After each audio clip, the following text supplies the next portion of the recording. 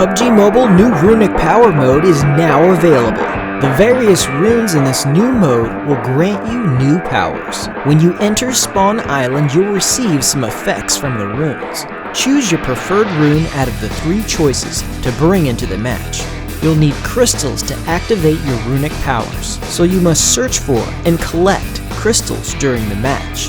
Having enough crystals will ensure that you can keep using your runic powers throughout the match. Let's introduce the special abilities of the runes. Flame Rune. The Flame Rune has 2 abilities, Magma Wheel and Scorching Ammo. It costs 10 crystals to use Magma Wheel. When this ability is used, a Magma Wheel that rolls forward slowly will be summoned in front of the player. It will roll forward for 10 seconds and then stand still for 120 seconds before it disappears. The skill cooldown is 10 seconds, and you can only use up to 3 Magma Wheels.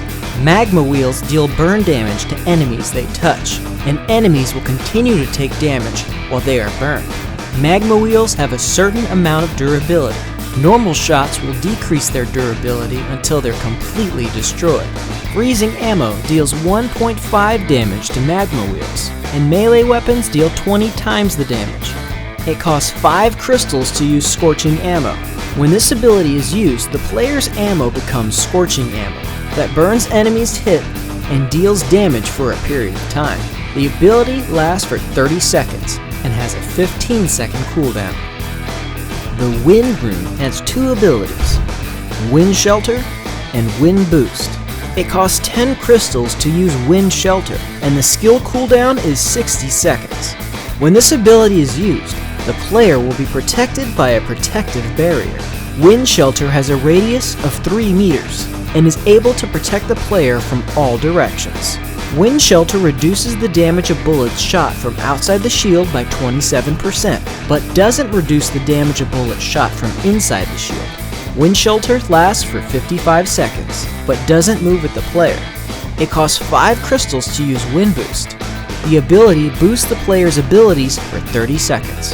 When Wind Boost is active, the player's reloading speed is increased by 50%. Movement speed is increased by 10%, and the player will also deal 1.5 damage to ice walls.